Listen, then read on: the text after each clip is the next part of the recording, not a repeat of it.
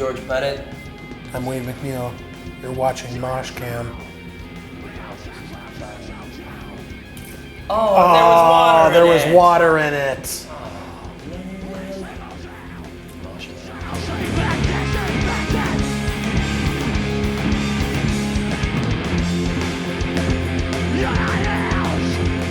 Yeah, we have loads of them, you know, like. Yeah, I think the first time we came here, we didn't really know what to expect. You know, you go to a place that's very far away, and you don't know what the shows are going to be like. And we came over here, and the shows were absolutely crazy. You know, the first time, and it wasn't like, you know, we toured Canada and we toured the States really hard before anybody knew, you know, and before anybody came out. And so to come halfway across the world and have people reacting to your music like that, you know, something that sticks with you. I definitely remember we played, the first show of the tour was in Adelaide at the Enigma Bar, which is a bar, you know, not much bigger than this room we're doing the interview in. And people started going off right away, and they ripped the air conditioner out of the ceiling. And I definitely remember that fondly. Yeah. We stopped and remember stopping and yelling at people and stuff like that. No, it was really like, I don't know, it was a wild show. Berating the audience, but secretly being stoked secretly they were destroying the place. This is crazy. Tell me I survived. Don't look so surprised. I'm on just for the night. Rough hands. It feels good, yeah, it feels really good, you know? I mean, like, I think it was important for all of us to do this and get, like, you know, appropriate closure on the band. I mean, when we kind of ended, we'd done about 3 tours with, like, you know, this kind of looming, you know, what's gonna happen? Cloud, what's gonna happen, you know, hanging over us. And doing this now has been great. You know, we get together and we hang out, all the pressure's off. I mean, we fell right back into all the old roles that we were in, you know, we just, you know, it's a lot of joking around and having a good time. Get a little soupy once in a while with one another. Yeah, I mean, I guess it's a bit bittersweet, you know, to be, it's great, and it's a celebration of what we've managed to do over the years, but, you know, I think you know, you kind of realize what's going on every once in a while. Yeah, it kind of takes me by surprise. Like, George and I aren't sitting around blubbering all day. No, but you know what I mean? I think like, but there'll be some times, you know, like when someone will say something while we're playing, and it'll kind of like, you know, get Love to miss you guys.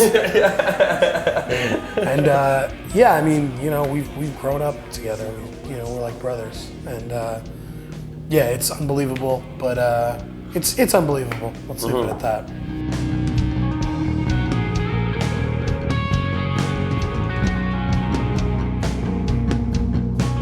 Yeah, you know what? It's like when you run into your ex somewhere, and it was kind of one of those amicable breakups. You know, it wasn't like, you know, nobody cheated on anybody or anything like that. And you see them, and you're genuinely happy that they're not, you know, fucking like a guy who's doing steroids and drives like a lowered CRX. You know. like you're genuinely happy. You want to know that you're like, this guy seems nice. This guy seems. This is a good dude. You talk about the stuff that you have in common still. You're like, yeah, there's a reason we dated. Yeah. I'm happy you're getting on with things. Yeah, that's kind of what it feels like in one sense, I guess. Lowered CRX. Yeah, you know. Yeah.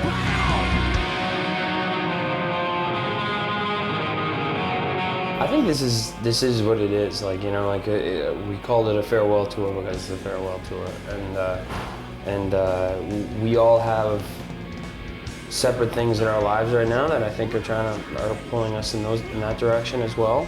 I'm glad we could do this the way it is. At the same time, who knows, like down the road, you know, if this is the last time Alexisonfire will play, that'd be, I mean, like, that's what it is, but I mean, like, you know, it's been a very positive experience hanging out with everyone again. And it's not like but it's been a positive experience in that we're happy to close this door. Yeah. You know, I don't think we're like as unbelievable as Brazil was, and every show keeps getting better. But yeah, I don't think any of us are like, we've made a terrible mistake. Yeah. We're enjoying it for what it is, and you know, we're proud of what we did over the years, and it's good to end it like this. Yeah.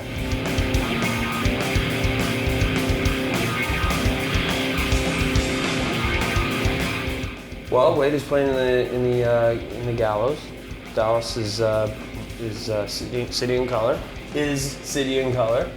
And he's got Bill Withers, drummer. We just found out today. George and I found out that today. Yeah, he's got Bill Mental. Withers, drummer, is playing drums on his new record, which is pretty mental. Jordo is a part owner of a cigar shop / barber shop in Burlington, Ontario. He's also a spectacular drummer, and I think he's been working on music and doing stuff. But I know that like if he wanted to pursue that, he could probably do that. I think Steele's being professionally good looking. Yeah, At Steele this is- point, yeah, he's lost tons of weight. He looks like what's that guy from Maroon 5's name? Oh yeah. Someone Steele got free coffee the other day because the girl 'Cause he working at looks like Starbucks the was like, guy. "You look like that guy from Maroon 5. Here's some free coffee." So Steele is Adam Levine level of attractiveness. So I'd imagine he doesn't need a job anymore. That'll take care of itself. He'll be some sort of Zoolander type character. Yeah, and I'm a family man now. And there you have it. So I'm at home with the little guy. I'm looking to spend a little bit, do something that centralizes me a little bit more in Southern Ontario. So I'm not on the road internationally jet setting.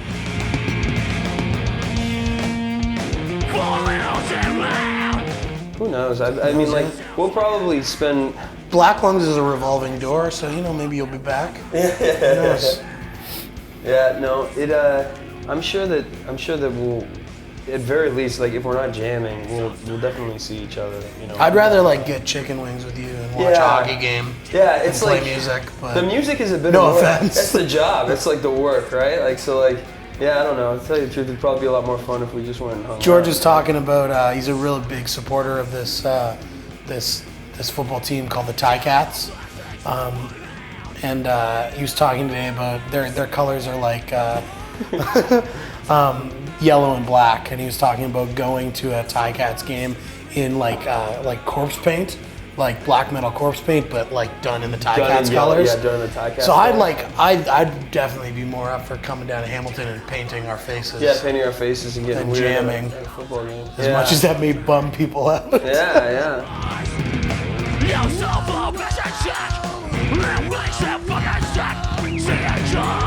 We can't say no.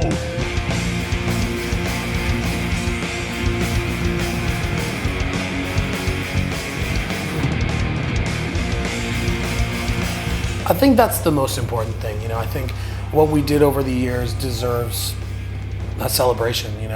It deserves an end, and we owed it to ourselves to come out and do this, and end it on a really positive note. And I'm happy we can do it for our fans because they've allowed us to live this incredible life and travel the world and make these records and be able to live this free artistic life. And yeah, so thank you. Yeah. Crying sometime. No, I just can't keep from crying sometime.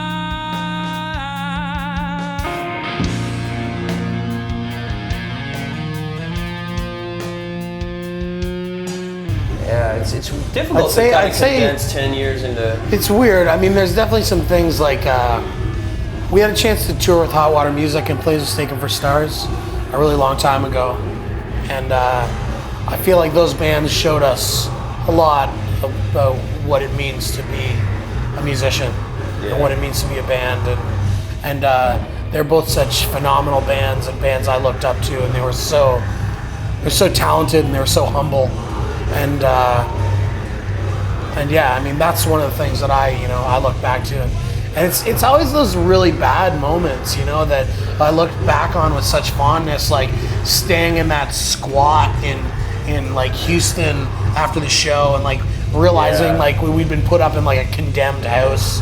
And like it wasn't the promoter's house at all. It was like he dropped us off at some like condemned house. It might have been like probably it was like the scene of a crime or something, and like The door was wide open when we got there. Yeah, just like those weird situations, and there was nothing in the fridge, but there was like an egg smashed in the pantry, kind of, and then there was like everything was kind of dirty. Yeah, the shows where there was like shit, man, I forgot all about that. The show like in New Mexico when all those those skinheads showed up and Yeah. started heckling us. Mexican And skinheads. there was like 5 people there, and we're just like, it's that stuff that at the time was frightening and new, and it's that stuff I like have the most fondness for, those, because it's those tours that pulled us together and made us the people we are and the band we are. It's and we toured and toured and toured, and so when people started coming, and when we got to come here and people cared, it's like that stuff is what made it worthwhile. And that's the stuff I think I'll probably 20 years from now be laughing about still, is those weird times, like going out in London in like Brixton, and I'm like, I don't know, man, I don't know if we should go out. George being like, what, you want to live forever? What, do you want to live forever? Let's go find a reggae bar in Brixton. Just all the stupidest stuff that we somehow lived through that. George and I didn't get, drug stabbed that night, and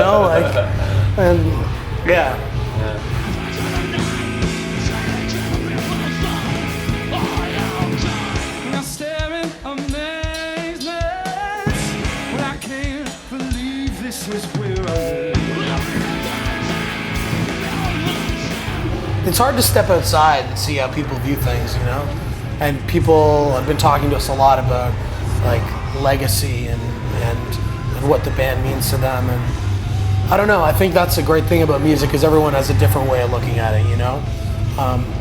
We've just always tried to be a band that's sincere and a band that's honest and like transparent, Yeah, I hope that people remember us as being genuine people, and not ridiculous rock stars and stuff like that, which I'm sure we had our moments, but it was, I hope they just like look back on our catalog of music and our accomplishments and see it as something that was worthwhile, and not something that was just kind of like delaying something else from happening. Yeah. I mean, I guess the one hope for me would be that the records can like stand the test of time a bit, and I think you visit certain records and it reminds you of a certain time in your life, but certain records have a way of like losing it, like when certain records sound a certain way. I think a lot of the records from the 80s kind of get shined over because of the way they sound or something like that, but I hope at least some of our records stand the test of time and people can come back to them and maybe have a little bit of insight into that time and what we were doing and what we were influenced by.